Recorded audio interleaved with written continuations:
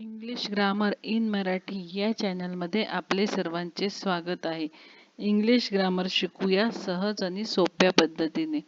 चला तर मग आजच्या व्हिडिओमध्ये आपण पाहणार आहोत प्रेझेंट प्रोग्रेसिव्ह टेन्स, चालू वर्तमान काळ. मागच्या व्हिडिओमध्ये आपण सिंपल प्रेझेंट टेन्स बद्दल संपूर्ण माहिती आणि त्यावर आधारित वाक्य बघितली. या व्हिडिओमध्ये आपण प्रेझेंट प्रोग्रेसिव्ह टेन्स, चालू वर्तमान काळ या काळाबद्दल शिकणार आहोत. चला मग. प्रेझेंट प्रोग्रेसिव्ह टेन्स याच काळाला प्रेझेंट कंटिन्युअस टेन्स असेही म्हणतात. प्रेझेंट प्रोग्रेसिव्ह टेन्स हा काळ क्रिया चालू आहे हे दर्शवितो. एखादी क्रिया जर चालू आहे हे वाक्यातून आपल्याला दर्शवायचं असेल तर प्रेझेंट प्रोग्रेसिव्ह टेन्स वापरतात. या टेन्समध्ये एम, इज, आर यापैकी या सहाय्यकारी क्रियापदापैकी योग्य रूप वापरून मूळ क्रियापदाला आयएनजी हा प्रत्यय लावता येतो.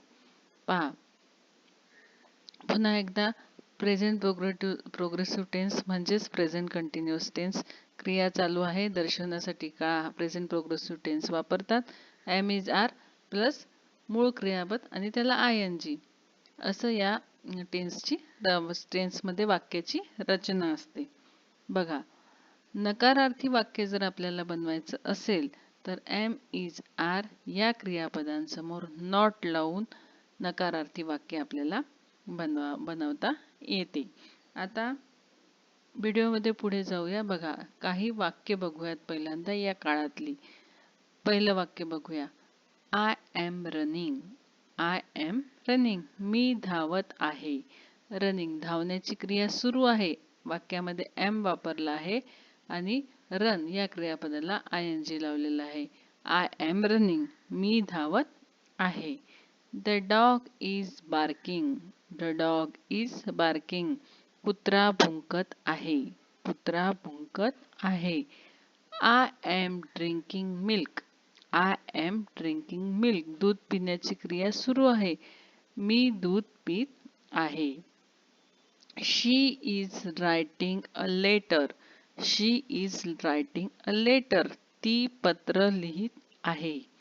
ती पत्र लिहित आहे. Maya is not working. Maya is not working.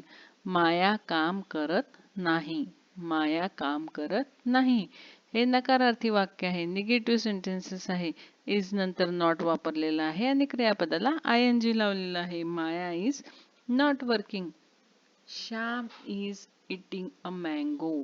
Shyam is eating a mango. Shyam आंबा खात आहे. श्याम आंबा खात आहे. आता बघा, या ठिकाणी आपण 6 वाक्य बघितली. 6ही वाक्यामधल्या ज्या क्रिया आहेत ह्या क्रिया सुरू आहे हे या वाक्यांमध्ये दर्शवलेलं आहे. म्हणून इथे प्रेझेंट प्रोग्रेसिव्ह टेन्स वापरलेला आहे. रनिंग, बार्किंग, नंतर ड्रिंकिंग, रायटिंग, वर्किंग, इटिंग या सर्व क्रियापदांना आयएनजी लावून ती क्रिया सुरू असल्याचं दर्शवलेलं आहे. तर अशा प्रकारे आपण प्रेझेंट प्रोग्रेसिव्ह टेन्समधली काही वाक्य बघितली. आता बघा, आता पुढे आपण बघणार आहोत use of am, is, are. Am, is, are ही सहाय्यकारी क्रियापदे आहेत. ही सहाय्यकारी क्रियापदे मूळ क्रियापदाच्या आधी वापरली जातात. तर आय या सर्वनामासमोर एम हे सहाय्यकारी क्रियापद वापरले जाते आणि इज हे सहाय्यकारी क्रियापद तृतीय पुरुषी एकवचनी करता असेल म्हणजे ही, शी, इट, नंतर कोणत्याही व्यक्तीचे नाव आणि प्राण्याचे नाव याच्यासमोर इज वापरलं जातं. आर हे सर्व अनेक वचनी कर्त्यांसमोर आर वापरले जाते. तर आपण यांचा वाक्यामधला उपयोग बघूया. बघा, I dash reading. I dash reading. तर या ठिकाणी आय नंतर आपण एम वापरत असतो. I am reading. Maya dash sleeping. Maya तृतीय पुरुषी एकवचनी करता आहे. Maya is sleeping. माया झोपत आहे. Maya is sleeping. Children dash not playing. Children dash not playing नकारार्थी वाक्य आहे. चिल्ड्रन अनेकवचनी करता आहे. Children are not playing. Children are not playing. My sister dash singing. My sister dash singing. My sister तृतीय पुरुषी एकवचनी करता आहे. त्याच्यासमोर इज हे सहाय्यकारी क्रियापद वापरलं जाईल. My sister is singing. My sister is singing. Ganesh dash dancing. Ganesh dash dancing. पुन्हा तृतीय पुरुषी एकवचनी करता वापरलेला आहे गणेश. तर त्याच्यासमोर Ganesh is dancing. Ganesh is dancing. Women dash laughing. Women dash laughing. आता या ठिकाणी वुमेन हे अनेक वचनी करता आहे. तर मग या ठिकाणी women are laughing. Women are laughing. तर अशा प्रकारे एम इज आरचा वापर आपण या वाक्यांमध्ये बघितला. आता पुढे काही वाक्य दिलेली आहेत. तर ही वाक्य इंग्रजीमध्ये दिलेली आहेत. त्याचं आपल्याला मराठीमध्ये ट्रान्सलेट करायचं आहे. तर ही सगळी वाक्य ही प्रेझेंट कंटिन्यू टेन्समधली असल्यामुळे या ठिकाणी आपल्याला याचं मराठीत रूपांतर करत असताना क्रिया चालू आहे असं या ठिकाणी आपल्याला समजणार आहे. पहा, I am buying a cap. I am buying a cap.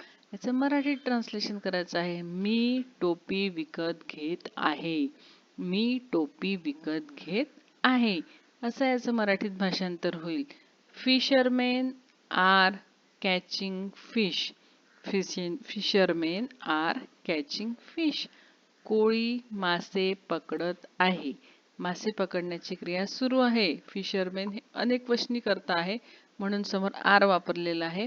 Catch या क्रियापदाला ING लावलेला आहे. Fishermen are catching fish. कोळी मासे पकडत आहे असं याचं मराठीत भाषांतर होईल. 3 नंबरचं वाक्य बघूया. My father is coming. My father is coming. माझे बाबा येत आहे किंवा माझे वडील येत आहे. त्यानंतर 4 नंबरचं वाक्य बघूया. The sun is rising. The sun is rising. पहा, सूर्य उगवत आहे. सूर्य उगवत आहे. अशा प्रकारची चारही क्रियापदाची चारही आपण प्रेझेंट कंटिन्युअस टेन्स मधली वाक्य बघितली. तर ही वाक्य आपल्याला मराठीत भाषांतर करायची आहे. तर या ठिकाणी वाक्य दिलेलं आहे. खाली मी भाषांतर तोंडी सांगितलं, परंतु याचा सराव होण्यासाठी आपल्याला हे वहीत लिहून काढायचं आहे. याच्या आधी जे एम इज आरच्या फिल इन द ब्लँक्स होत्या त्या सुद्धा वहीत पूर्ण करायच्या आहे. म्हणजे प्रेझेंट कंटिन्यू टेन्स या काळाचा आपल्याला चांगल्या प्रकारे सराव होईल. आता व्हिडिओमध्ये पुढे जाऊया. बघा, translate to English. Translate to English. काही मराठी वाक्य दिलेली आहे, त्यांचं आपल्याला इंग्रजीमध्ये रूपांतर करायचं आहे. तर याच्यामुळे आपला काळ प्रेझेंट प्रोग्रेसिव्ह टेन्स पक्का होणार आहे, दृढ होणार आहे. पहा, मी पोहत आहे. मी पोहत आहे. I am swimming. I am swimming. तुझा भाऊ पुस्तक वाचत आहे. तुझा भाऊ पुस्तक वाचत आहे. तर याचं इंग्रजीमध्ये करताना तुझा भाऊ, your brother reading a book. Your brother is reading a book. अशा प्रकारे याचं इंग्रजीमध्ये वाक्य तयार होईल. मीना नाचत आहे. मीना नाचत आहे. मीना तृतीय पुरुषी एकवचनी करता आहे. नाचण्यासाठी dance. Meena is dancing. Meena is dancing. त्यानंतर राम केळे खात आहे. राम केळे खात आहे. Ram is eating a banana. Ram is eating a banana. अशा प्रकारे 4 वाक्य आपण बघितली. आता बघूया क्रियापदाला ING प्रत्यय लावताना. क्रियापदाला ING प्रत्यय लावताना प्रेझेंट कंटिन्युअस टेन्स मध्ये आपण क्रियापदाला ING प्रत्यय लावतो. तर सामान्यपणे क्रियापदाला ING प्रत्यय जसाचा तसा लागतो. जसे ASK आस्क हे क्रियापद आहे, तर याला ING लावताना क्रियापदामध्ये कोणताही बदल होत नाही. go याला पण ING लावताना कोणताही बदल होत नाही. PLAY याला पण ING लावताना कोणताही बदल होत नाही. परंतु क्रियापदाच्या शेवटी ई हे अक्षर असेल तर क्रियापदाच्या शेवटी जर ई हे अक्षर असेल तर ई हे अक्षर काढून मग ING हा प्रत्यय त्या ठिकाणी लावला जातो. जसं COME come, COMING coming, COME come, COMING coming, GIVE give, GIVE give, GIVING, GIVING, DANCE, DANCE dance, DANCING dancing, DANCING dancing.